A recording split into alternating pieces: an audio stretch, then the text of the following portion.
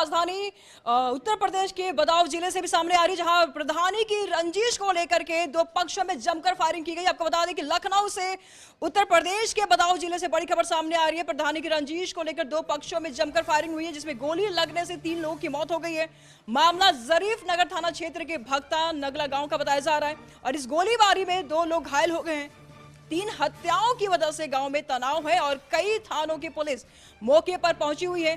Firing में गांव के रहने वाले जयप्रकाश, सत्येंद्र और जगदीश की हत्या हो गई और इस पूरे मामले में गांव के ही रमेश पाल पर मुकदमा दर्ज कराया गया है। वही मौके पर पहुंची पुलिस ने तीनों शव को कब्जे में लेकर के पोस्टमार्टम के लिए भेज दिया है और मामले की पड़ताल शुरू कर दी है। खबर उत्तर प्रदेश के बदायूं जिले से सामने आ रही है। प्रधानी की रंजिश को लेकर के 2 पक्षों में जमकर फायरिंग हुई है। इनमें पहले से ही प्रधानी के इलेक्शन के बाद से ही आपस में पार्टी बंदी थी।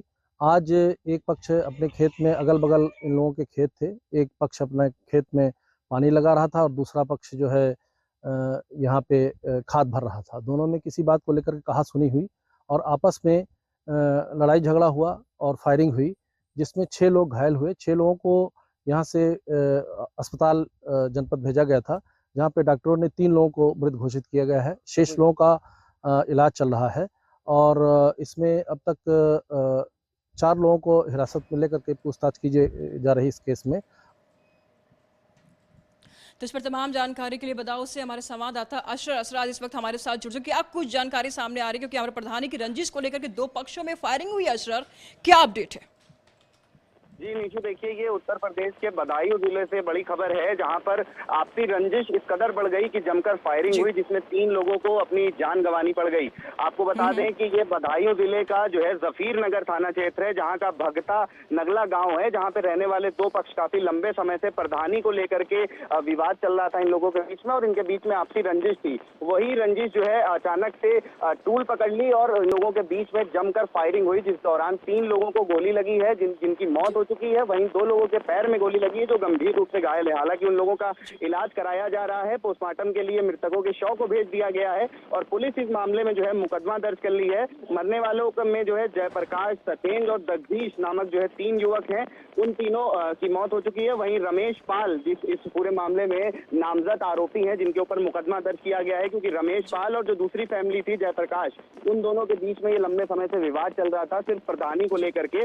तो अब पुलिस इस मामले में जो है मुकदमा लिख करके गिरफ्तारी के लिए दबिश दे रही है। मामले में एसएसपी डॉक्टर ओपी सिंह का कहना है कि घटना की जांच कराई जा रही है कि घटना के पीछे ग्राम प्रधान की रंजिश है या फिर किसी और की, क्योंकि सीधा आरोप जो है वो ग्राम प्रधान के ऊपर लगाया जा रहा है। अभी तीनों शवों का पोस्टमार्टम कराया जा रहा है, उसके बाद आगे की कार्रवाई की जाएगी।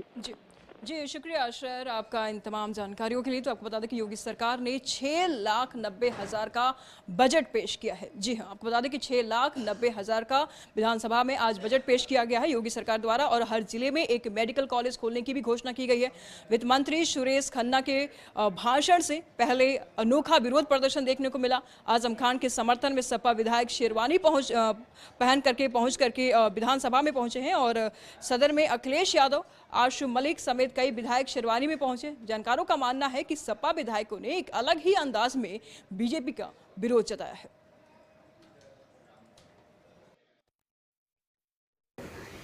और जब 7वां बजट हम देखते हैं तो ये बजट दिशाहीन बजट दिखाई देता है और आज के जो समस्या हैं, ना आज की समस्याओं का समाधान और न भविष्य के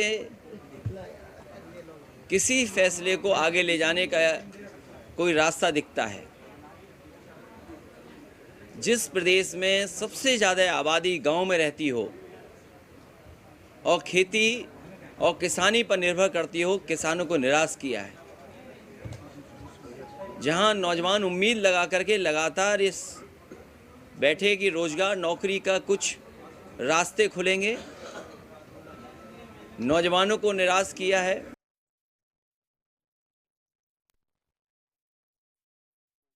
16-17 में बजट का जो आकार था वह स्वयं के कर का जो उसमें रेशियो था वह केवल 33% था। यानी जो हमारा स्वयं का रेवेन्यू प्रदेश के अंदर था, वो उसमें केवल बजट में 33% वो योगदान दे पाता था। शेष ऋणों के माध्यम से या फिर सेंट्रल गवर्नमेंट पे निर्भरता के माध्यम से ही हम करते थे, या फिर उसके बारे में कोई भी हम साइलेंट रह पाते थे। इसका मतलब वे सब घोषणाएं झूठी थी।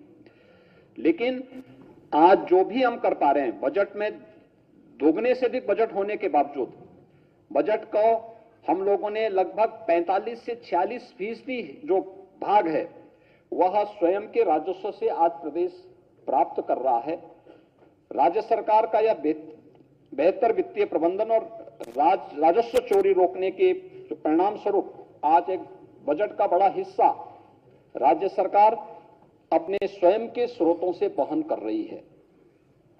16-17 में 20% से अधिक वित्त पोषण ये ऋणों के माध्यम से होता था, लेकिन आज 23-24 का जो बजट प्रस्तुत किया गया है इसमें मात्र 16% ही ऋण के माध्यम से रह गया है। तो इस पर तमाम जानकारी के लिए आकाश द्विवेदी इस वक्त हमारे साथ जुड़ चुके हैं। आकाश जी, आज विधानसभा में बजट पेश हुआ है, आम जनता के लिए क्या कुछ खास था इस बजट में? आकाश जी। देखिए निशु, आपको बता दें कि इस बजट को लेकर उत्तर प्रदेश के मुख्यमंत्री योगी आदित्यनाथ ने बताया कि ये बजट उत्तर प्रदेश की जनता के लिए बेहद कल्याणकारी है।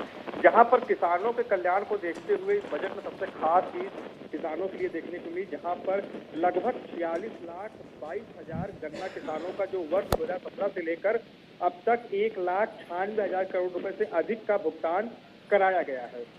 ये एक बहुत बड़ी वजह रही है। इसके अलावा किसानों के लिए दूसरी चीज सबसे महत्वपूर्ण रही है, गन्ना उत्पादकता में 1,08,75 टन प्रति हेक्टेयर की वृद्धि से किसानों की आय में लगभग 349 रुपए प्रति क्विंटल की दर से जो है वृद्धि की गई, जिसमें ये किसानों के लिए बेहद लाभकारी चीज रही।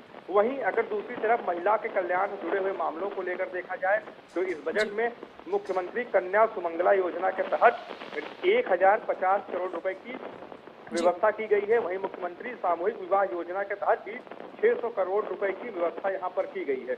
इसके अलावा युवा कल्याण को लेकर, सामाजिक सुरक्षा को लेकर, श्रमिक कल्याण को लेकर भी इस बजट में काफी कुछ खास। ठीक आकाश, हम ये भी जानना चाहेंगे, आज सपा विधायक और अखिलेश यादव काले शेरवानी में पहुंची हुई थी, लाल टोपी लगाए थे। ठीक है, वो तो उनकी पार्टी का टोपी है।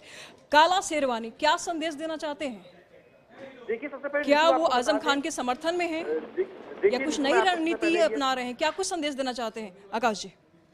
ये बता दूं कि शेरवानी पहन के आजम खान का ये एक ड्रेस होता था। आजम खान उत्तर प्रदेश सरकार में जब समाजवादी पार्टी की सरकार हुआ करती थी तो बेहद कद्दावर मंत्री हुआ करते थे। उसके बाद उनके ऊपर कई एक के बाद एक मुकदमे हुए, जिसके बाद एक लंबे समय तक आजम खान को जेल में रहना पड़ा। MP MLA कोर्ट से भी उनको सजा मिली और उनकी विधायकी भी चली गई। उनके बेटे अब्दुल्ला आजम की भी विधायकी चली गई है। इसको लेकर समाजवादी पार्टी लगातार भारतीय जनता पार्टी पर हमलावर नजर आती है। योगी सरकार को घेरने की कोशिश भी की। एक तीर से आज अखिलेश यादव ने 2 निशाने साधे हैं। सबसे पहला वो शेरवानी पहन के आजम खान का समर्थन करते हुए नजर आए। वहीं दूसरी ओर जब मुख्यमंत्री का कहीं पर प्रोटोकॉल लगता है तो उत्तर प्रदेश के सभी सुरक्षा कर्मियों को और अधिकारियों को निर्देश दे दिया। हम ये जानना चाहते हैं आकाश जी, काले लिबास का मतलब क्या है? काले लिबास के 2 मायने यहाँ पर देखे जा रहे हैं। सबसे पहला मायने जो यहाँ पर चल कर ये आते हैं वो ये आता है कि मुख्यमंत्री के सामने काले रंग के कपड़ों को पहने हुए लोगों को भी कई जगह से हटाया जा चुका है। मुख्यमंत्री की कई जनसभाओं में जिन लोगों ने काले रंग की शर्ट या टी-शर्ट पहनी हुई रही हो, उनको उनके सुरक्षा कर्मी पहले ही वहाँ से हटा देते हैं। इसी वजह से विरोध जी।